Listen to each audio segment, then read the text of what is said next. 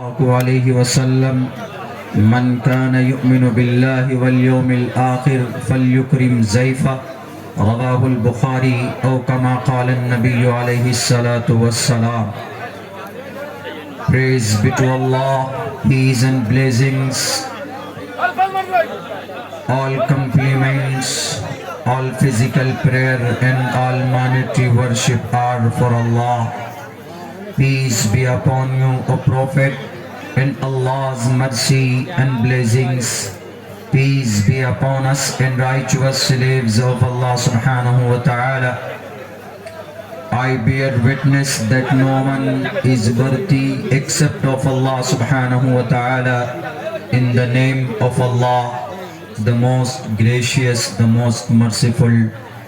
My Lord, expand me my breast is my task for me.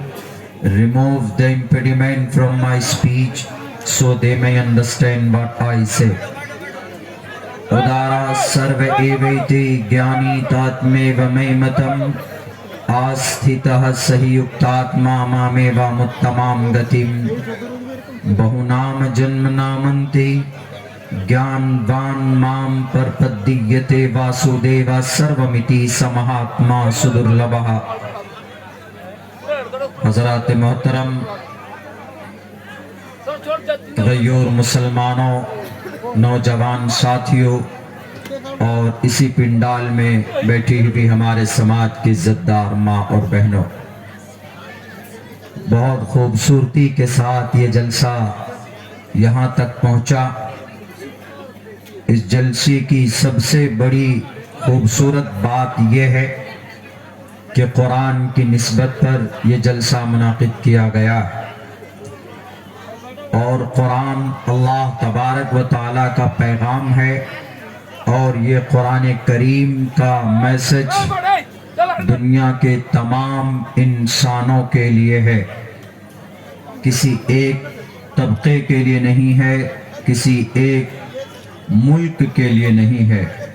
अल्लाह तबारक व ताला ने वाज़ेह लफ्ज़ों में इरशाद फरमाया है, कई जगह पर बयान किया है कि हम कुरान को उतार रहे हैं और नबी को भेज रहे हैं इंसानों के कल्याण के लिए.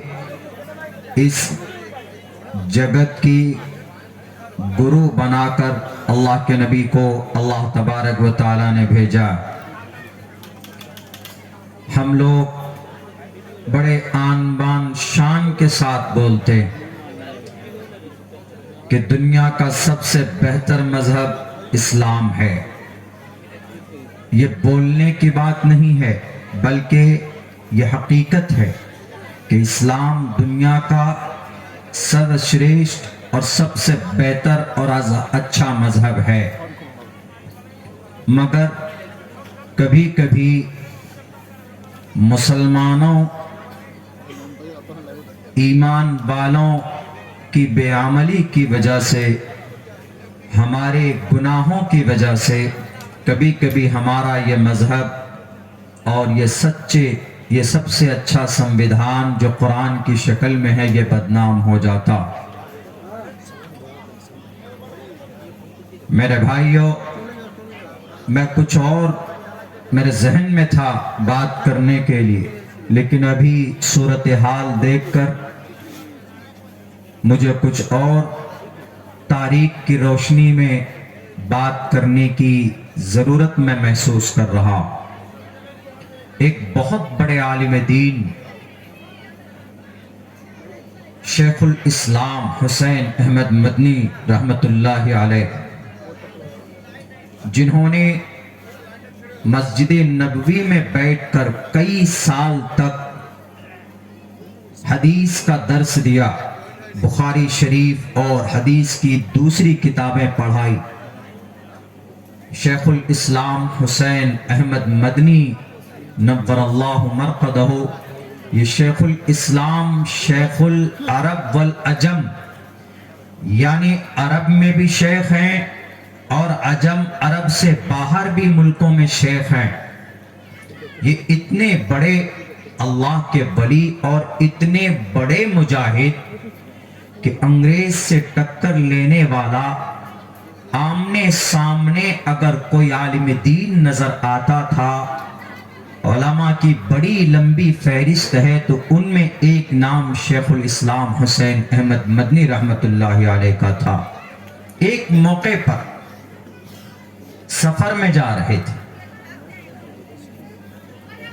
اس زمانے میں ٹرین میں زیادہ سفر ہوتا تھا، اور ٹرین کا سفر سب سے آسان اور آرام دائق بھی ہوتا ہے، لیکن آج کل تو ٹرینیں اتنی لیٹ ہو جاتی ہے۔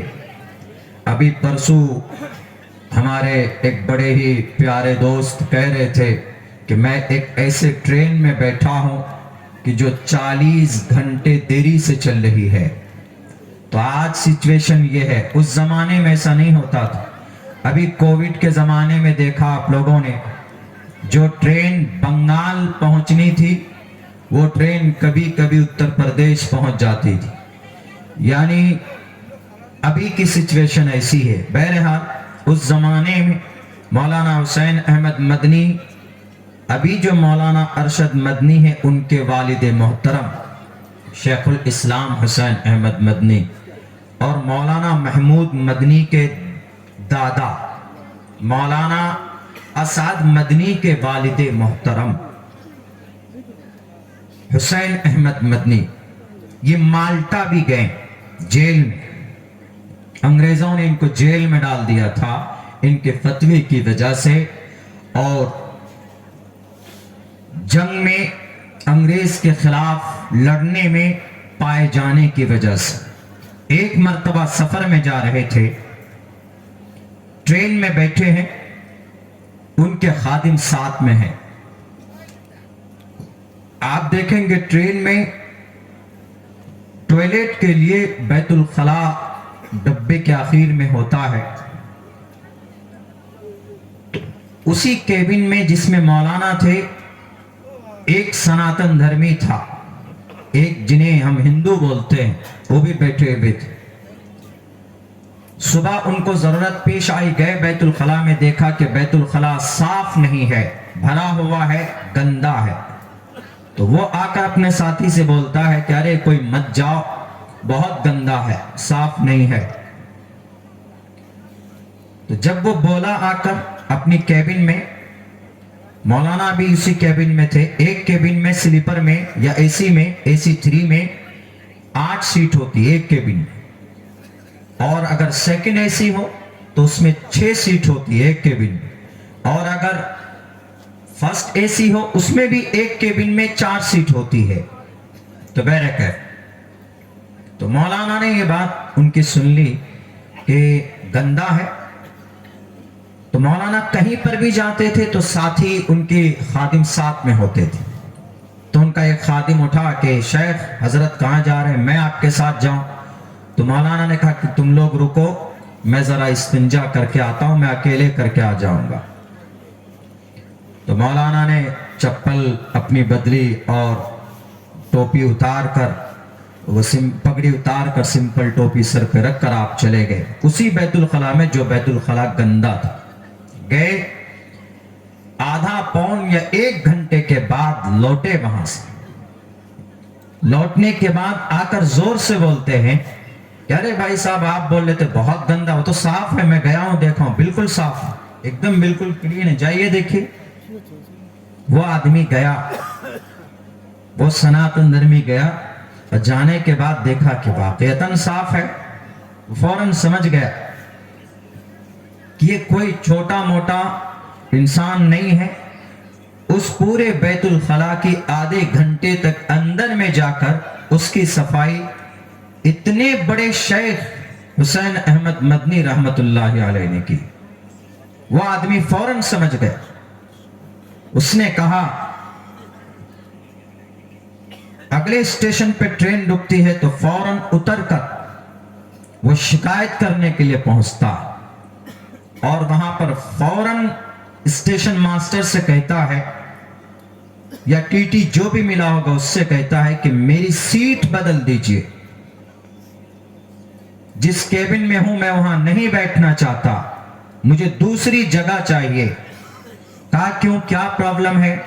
انہوں نے کہا کہ آج میں آدھا بدل چکا. اس ٹرین میں ایک بہت بلند اخلاق والا ایک شیخ ہے، ایک انسان ہے. وہ انسان کی شکل میں فرشتہ ہے. میں ان کے کہنے سے نہیں بدلا، ان کے فعل سے، ان کے کام سے میں آدھا بدل چکا ہوں. اگر آپ میری سیٹ نہیں بدلیں گے تو جاتے جاتے جہاں تک میرا منزل ہے، جہاں مجھے اترنا ہے، وہاں جاتے جاتے میرا پورا ہردے بدل جائے گا، دل بدل جائے گا، میں مسلمان بن جاؤں گا. کہا وجہ کیا ہے، بتاؤ کون ہے؟ کہا کہ اس ٹرین میں ایک ایسا ویکتی ہے، ضعیف ہے، بوڑھا ہے، اب شکل سے لگتا ہے کہ بڑے اونچے خاندان کا ہے، زمیندار تھے مولانا. اس کے ساتھ 2-3 چیلے ہیں، خادم ہیں. اس کے باوجود بھی انہوں نے ایسا اپنے ہاتھوں سے کیا ہے.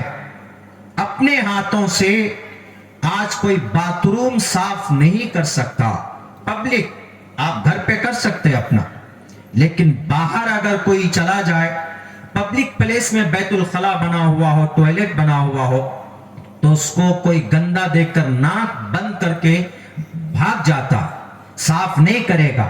لیکن مولانا حسین احمد مدنی نے آدھا گھنٹہ خرچ کر کے اس کو دھو کر پانی ڈال کر صاف کیا.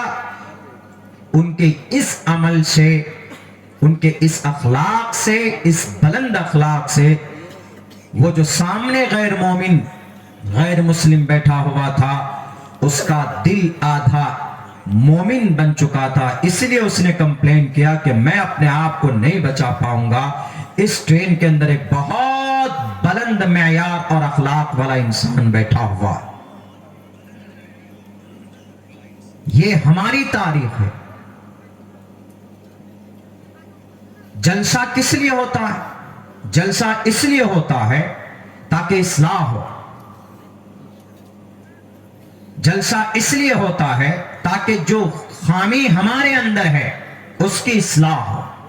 اللہ کے نبی علیہ السلام نے کیا فرمایا؟ کیا تم پہلوان اس کو سمجھتے ہو جو کسی سامنے والے کو پجھاڑ دے، اس کے ہاتھ پیر توڑ دے، مقابلے میں رنگ میں جیت جائے وہ پہلوان؟ غلط.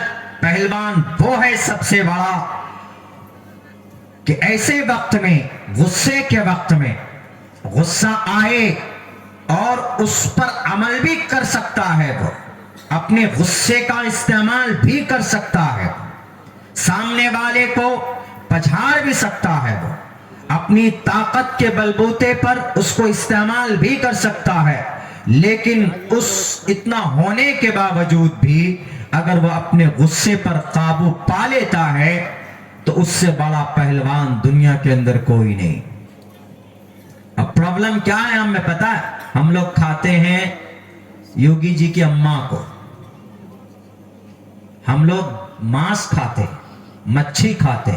اتنی گرمی ہوتی ہے کہ چھوٹی چھوٹی بات میں سر پھوڑ دیتے ایک دوسرے کا. ان چیزوں میں گرمی ہوتی، ان چیزوں کے اندر بہت زیادہ انرجی ہوتی. اس وجہ سے اپنے غصے پر کنٹرول نہیں کر پاتے. ابھی جو کچھ بھی ہوا یہ ناقابل قبول ہے، یہ نہیں ہونا چاہیے. انسان کا پتہ نہیں ہے، چلتے ہوئے آپ بائک سے چلتے ہیں، آپ کی گاڑی پنچر ہو جاتی. آپ چلتے ہیں، آج سے 1.5-2 مہینہ پہلے کی بات بتاؤں میں، یہی میرے خیال سے خرگپور سے اس طرف جانا تھا. 140 یا 45 کلومیٹر کی دوری، 80 کلومیٹر کی دوری پہ پروگرام تھا میرا. مجھے 6 بجے یا 5 بجے، 6 بجے کی ڈپارچر میری فلائٹ تھی. کہاں سے؟ ایئرپورٹ سے، کلکتہ ایئرپورٹ سے. جلسے والے سے ہم نے کہا کہ میرا یہ مسئلہ ہے، ہمیں جانا ہے. انہوں نے کہا کہ مولانا آپ کو میں 12 بجے فری کر دوں گا، آپ جائیے.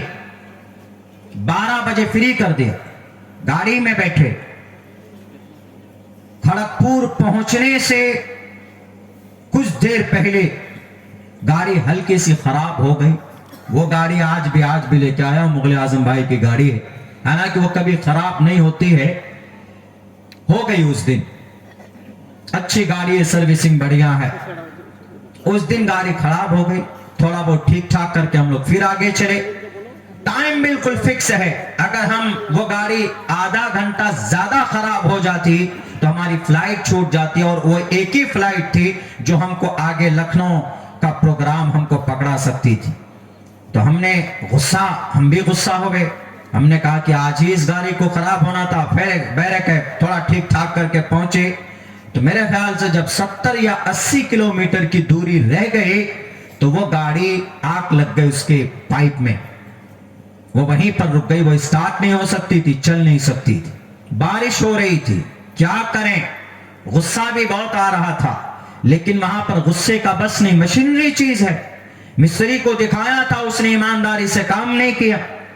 अल्लाह से दुआ की, सामने किसी बस वाले को भेजा, उस पे बैठे, फिर आगे गए, उसने रास्ता बताया कि आपको कैसे एयरपोर्ट पहुंचना है। फिर ओला बुक किया, कुछ देर के लिए वहां पहुंचे तो गेट बंद होने से 5 मिनट पहले हम बैठ गए फ्लाइट में। अल्लाह ने हमको पहुंचा दिया। ये चीज है, कभी भी हादसा हो सकता है, कभी भी इंसान के साथ कोई भी मामला हो सकता है। अब यही चीज है, मशीनरी चीज है, कभी भी इसका आईसी क्या क्या छोटे छोटे पार्ट्स होते, कभी भी फूक सकते। लेकिन यह है कि आप अपने आपे को मत खोइए कभी भी। सामने वाला कोई भी हो, वो पूरी कोशिश करता है कि हर काम अच्छा हो। आपने थोड़ी सी गलत हरकत करके इस पूरे जलसे की मेहनत आपने बर्बाद कर दी। जब हम अपने अंदर थोड़ी तब्दीली नहीं पैदा कर पाए इतने बड़े जलसे से, तो फिर क्या फायदा ये जलसा करके। मैं 36 घंटा पहले चला हूं, कहां से? औरंगाबाद महाराष्ट्र से, आपके जलसे के। क्या यही देखने के लिए? आज अंग्रेज क्यों आ गए? आज गैर ईमान वाले क्यों आपसे आ गए? वो मांस नहीं खाते हैं और मछली नहीं खाते हैं, शराब जरूर पीते हैं, लेकिन अपने गुस्से पर कंट्रोल रखते हैं। आप किसी अंग्रेज को देखें हाथापाई करते हुए, थप्पड़ एक दूसरे पर मारते हुए? नहीं। मुहज्जब कौम मानी जाती है आज की, जबकि अल्लाह ने आपको मुहज्जब कौम बनाया है। लेकिन नहीं, छोटी बात होगी तलवार लेकर आ जाए। सबसे ज्यादा केस कौन लड़ रहा? मुसलमान। सबसे ज्यादा परेशान कौन है? मुसलमान। आपकी मस्जिदें तोड़ी जा रही, आपको मिटाने के कवानीन बन चुके हैं इस देश में, और हम यहां हैं कि थोड़ी थोड़ी बातों में गुस्सा हो जाते हैं, साजिशों के शिकार हो जाते हैं। हाथ किसी पर नहीं उठाना चाहिए, ये किसी की भी तौहीन, इनकी नहीं, आपके जलसे की तौहीन। जितने भी लोग आए कल चर्चा करेंगे, अरे यार वहां तो ऐसे लोग थे बेचारे पर हाथ उठा दिया। माइक कहां खराब नहीं होता। मैंने अपने नजरों से देखा है, जो शायर बैठे हुए हैं, ये जब पढ़ते हैं, आज तो पढ़े नहीं है अपने जोश में आकर के, ये जब पढ़ते हैं मैंने अपने नजरों से देखा है, दो स्पीकर को जलता हुआ, मशीन में आग लग जाती। मशीनरी चीज है, इनकी आवाज थोड़ी सख्त है। कभी कभी माइक सिस्टम भी कहता भैया तुम ही पढ़ लो, तुम ही आवाज निकाल लो, मैं तो चुप बैठा होगा। नहीं कह सकते, लेकिन नहीं, ये सिर्फ अभी के लिए नहीं कह रहा हूं। हम हमेशा से जहां पर भी जिस फील्ड में रहें, अपने अखलाक का बुलंद मुजाहरा करें। आपके अखलाक से दुश्मन आपका दोस्त बनेगा, आपके तलवार से नहीं बनेगा।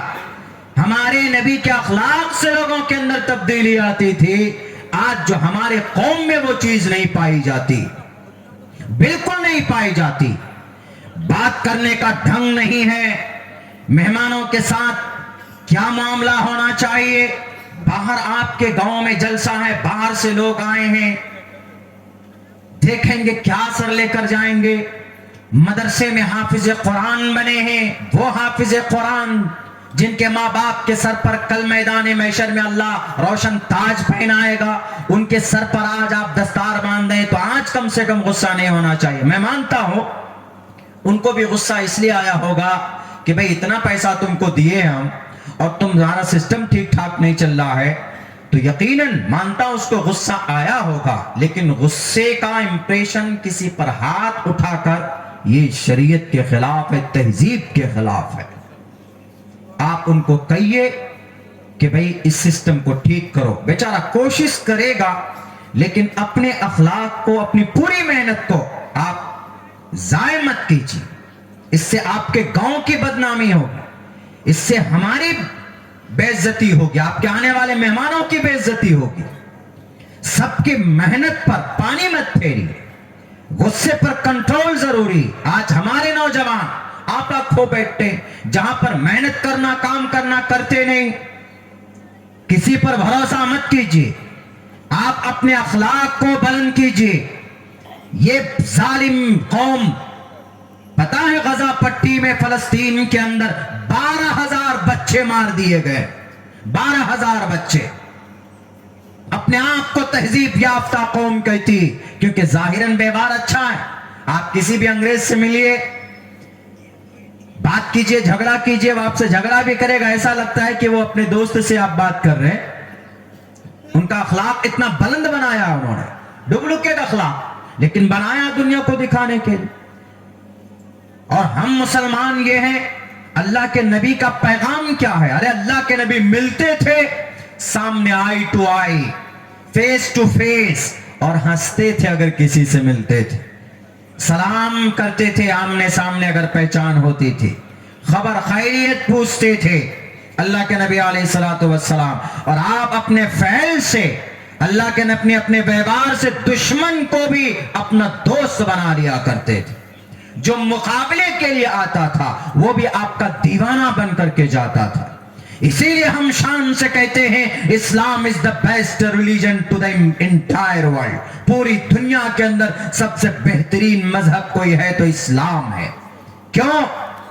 ہر میدان میں ایک سسٹم ہے، ہر جگہ پر ایک اللہ کے نبی علیہ الصلوۃ والسلام کا طریقہ موجود ہے زندگی گزارنے کا۔